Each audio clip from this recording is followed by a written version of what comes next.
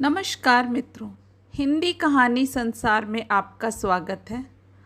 आज प्रस्तुत है आपके लिए मालती जोशी जी की एक कहानी सन्नाटा। शुरू करते हैं कहानी मित्रों। दर्पण के सामने देर तक बैठने के बाद भी उनका मन नहीं भरा। मेकअप की हल्की सी परत एक जादू सा कर गई थी और वह अपने ही प्रतिबिंब पर मुग्ध हुई जा रही थी। कौन कहेगा कि वह 50 को छू रही हैं। कुछ भी तो नहीं बदला है। उम्र के साथ चेहरा थोड़ा भर गया है। बालों में इक्का दुक्का रुपहले तार झलमला रहे हैं बस। पर इन बातों ने तो उनके सौंदर्य को गरिमा ही प्रदान की है। अब तो सारा दिन ही जैसे भागम भाग में बीतता है।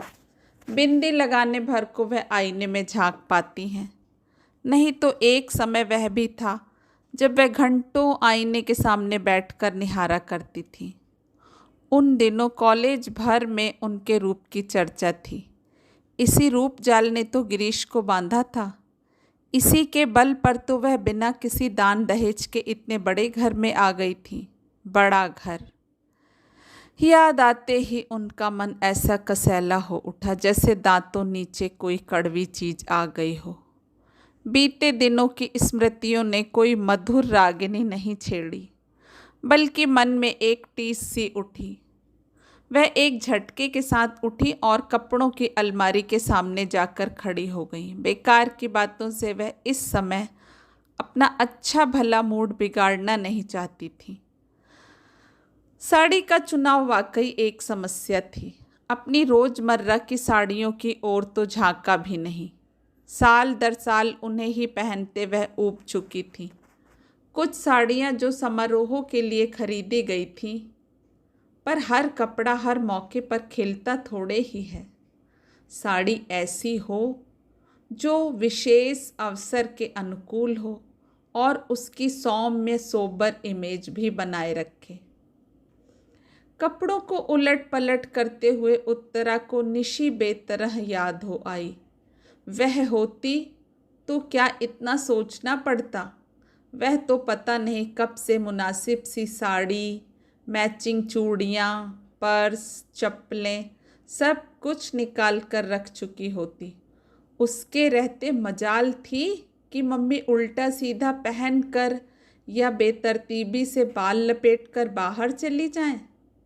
कपड़े ही नहीं, उसका तो घर की हर समस्या पर अधिकार था। कोई भी काम उस पर छोड़कर निश्चिंत हुआ जा सकता था। उसके रहते घर कैसा भरा भरा सा लगता था। इस तरह द्वीपों में बटा हुआ नहीं था। उत्तरा को पीएचडी मिली थी तब निशी मुश्किल से 16 की रही होगी। स्टाफ मेंबर्स पार्टी के लिए इसरार कर रहे थे। उत्तरा ने सोचा था वहीं कैंटीन में कुछ खिला पिला देगी, पर निशी अड़ गई। कॉलेज में क्यों मम्मी? क्या तुम्हारा घर नहीं है? और पार्टी का सारा प्रबंध उसने अकेले ही किया।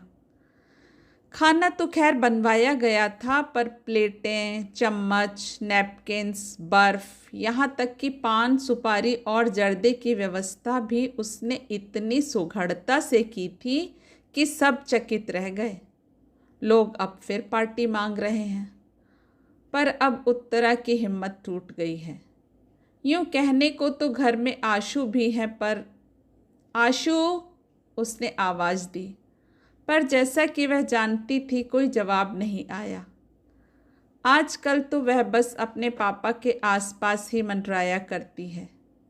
निशी भी थी तो आशु उसके साथ लगी रहती थी। उसकी शादी क्या हुई, दोनों ही लड़कियां हाथ से निकल गईं। आशु, इस बार आवाज़ थोड़ी ऊंची थी और तल्ख भी। क्या है मम्मी? मूर्तिमान बेजारी बनकर आशु सामने आकर खड़ी हो गई। उसके लहजे से उत्तरा का पारा चढ़ गया।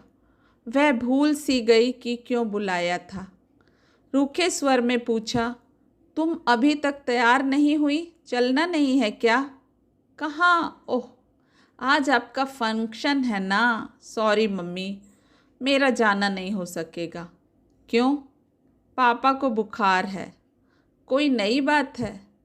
नई ना सही, पर ऐसी स्थिति में उन्हें अकेला तो नहीं छोड़ा जा सकता ना। 2 घंटे महादेव उनके पास बैठ सकता है। सो तो है, पर मम्मी वहाँ सारी साहित्यिक बातें होंगी, मेरी समझ में तो कुछ आएगा नहीं, वैसे ही बोर हो जाऊंगी। ठीक है, उत्तरा ने विषय समाप्त करते हुए कहा। आशु जैसे प्रतीक्षा ही कर रही थी, तुरंत पलट कर चल दी। उत्तरा देर तक उसे देखती रही। इन दिनों वह एकदम अपनी माँ की प्रतिकृति सी बनती जा रही है, पर मन से कितनी दूर फिक गई है। इसके विपरीत निशी एकदम अपने पापा पर गई है, पर बचपन से ही वह मम्मी की बेटी रही है। पिछले दिनों से तो वह बेटी से भी ज़्यादा सखी बन गई थी। कोई भी बात उससे निसंकोच कहकर वह हल्का हो लेती थी। निशी बड़ी बहन की तरह से सांत्वना देती, धीरज बंधाती, कभी कभी तो उसका पक्ष लेकर पापा से भिड़ भी जाती थी। शादी होते ही लड़कियां कितना बदल जाती हैं, सारी माया ममता पता नहीं कहाँ खो जाती है। अब तो बस निखिल और मंटू, निशी की दुनिया इन दोनों में सिमट कर रह गई है। मम्मी दोबारा अपनी बेजारी जताते हुए आशु सामने खड़ी हो गई थी। वो लोग आ गए हैं। अरे 4 बज गए क्या? उसने चौंक कर घड़ी देखी। आशु, उन्हें बिठाओ, पानी वानी पिलाओ, मैं बस आ ही रही हूँ। अपने को आखिरी बार आईने में देखने के लिए वह मुड़ी तो उसमें निशी का खिंचा खिंचा सा चेहरा ही परिलक्षित हुआ। उत्तरा जल भुन कर रह गई। मेरे मेहमानों को 1 गिलास पानी पिलाने में इसकी जान जाती है। पापा के लिए हर आधा घंटा बाद चाय बनाते समय इसके हाथ नहीं थकते। वह बुदबुदाई, पर सारा गुस्सा भीतर ही भीतर पी गई। इस समय वह अपना मन एकदम प्रसन्न रखना चाहती थी। हेलो एवरीबॉडी, उसने बड़े खुशनुमा अंदाज में कहते हुए हॉल में प्रवेश किया। पर वहाँ सतीश मेहता अकेला बैठा अखबार पढ़ रहा था। सामने ट्रे में पानी से भरा गिलास अनछुआ रखा था। चलो, उसने कहा। बाय ऑल मीन्स मैडम, कहते हुए वह खड़ा हो गया, फिर एकदम ठिठक गया। अंकल नहीं चलेंगे? दरवाजे तक पहुंच गई थी उत्तरा, पर देखा कि सतीश अभी वहीं खड़ा है। नहीं, अंकल नहीं चलेंगे, उनकी तबीयत ठीक नहीं है, स्वर को यथासाध्य तल्ख बनाते हुए उसने कहा। और आशु जी? सतीश ने अस्फुट किंतु उत्सुक स्वर में पूछा। नहीं, वह कैसे आ सकती है? उनके पास भी तो कोई चाहिए। वैसे तो मेरा जाना भी मुश्किल ही था, पर अब तुम लोगों ने इतना बड़ा आयोजन रखा है। और यह कहते हुए वह खटाखट सीढ़ियाँ उतर कर गाड़ी के पास जाकर खड़ी हो गई। मेहता को मजबूरन साथ आना ही पड़ा, पर उसके लिए दरवाज़ा खोलते हुए, अपनी सीट पर बैठते हुए और गाड़ी स्टार्ट करते हुए उसकी आंखें बराबर बंद दरवाजे और खिड़कियों के पर्दों पर लगी रहीं, पर उन्हें निराशा ही हाथ लगी। बेचारा सतीश, उत्तरा को उस पर दया हो आई। बेचारा जान छिड़कता है आशु पर वह लड़की है कि 1 मिनट पापा को आंखों की ओट नहीं करना चाहती। साथ नहीं आई ना सही, पर गुड लक कहने दरवाजे तक तो आ ही सकती थी। गुस्सा तो उसके पापा पर आता है। ऐसे नाजुक मिजाज हैं कि हर पल किसी का आंचल थामे रहना चाहते हैं। 5 बहनों में अकेला भाई है, खूब लाड़ प्यार पाया है। अम्मा जी ने तो एकदम आँख की पुतली की तरह सहेजा है उन्हें। तभी तो यथार्थ की धरती पर पैर रखते ही उनका दम फूल जाता है। जिस बीमारी का आशु इतना हव्वा बना रहा है, उसकी नब्ज निशी ने खूब पकड़ ली थी। कुछ नहीं मम्मी, यह सब जॉब सिकनेस है, जिम्मेदारियों से भागने के बहाने। इन्हें सारी झंझटों से मुक्ति दे दीजिए, फिर देखिए इन्हें कुछ नहीं होगा। बात एकदम सही थी। चाहे बिजली का बिल भरना हो या हाउस टैक्स, बच्चों का एडमिशन करना हो या खेत से गेहूं लदवाना हो, गिरीश को कल्पना से ही बुखार होने लगता। बुखार ना आता तो पीठ अकड़ जाती या सिर दर्द से फटने लगता। बच्चों की हारी बीमारी में भी कभी उनका सहारा नहीं मिला। निशी की सगाई के समय तो वे अस्पताल में ही भर्ती थे। बच्चों की दादी जब तक रहीं, बेटे की बीमारी में घर सिर पर उठा लेती। उनकी इस हाय तौबा में मूल प्रश्न जाने कहाँ बिला जाता। बहू को बार बार कोसती, अकेला आदमी बेचारा कहाँ तक बोझा ढोता फिरेगा, एक लड़का ही अगर हो जाता। यह बात वे कुछ इस अंदाज में कहती मानो बेटा होता तो सीधा झूले से उतरकर बाप का हाथ बटाने पहुंच जाता। अम्मा जी की मृत्यु के बाद तो गिरीश एकदम जैसे निराश्रित हो गए। पहले तो उन्होंने उत्तरा का सहारा लेना चाहा, पर वैसी संवेदनशील सेवा वह कैसे करती, कब करती? आखिर बच्चे भी तो उसी को पालने थे। नौकरी भी अब उसके लिए शौकिया नहीं रही थी, वह जीवन की अनिवार्य आवश्यकता बन गई थी। बड़ा घर मात्र एक छलावा था। सारे सब्ज बाग दूर के ढोल निकले। वकालत की एक तख्ती जरूर टंग रही थी दरवाजे पर, ताकि कोई यह ना कहे कि निठल्ले हैं, बीवी की कमाई खाते हैं। शेष तो बस उत्तरा ही जानती है या उसका ईश्वर।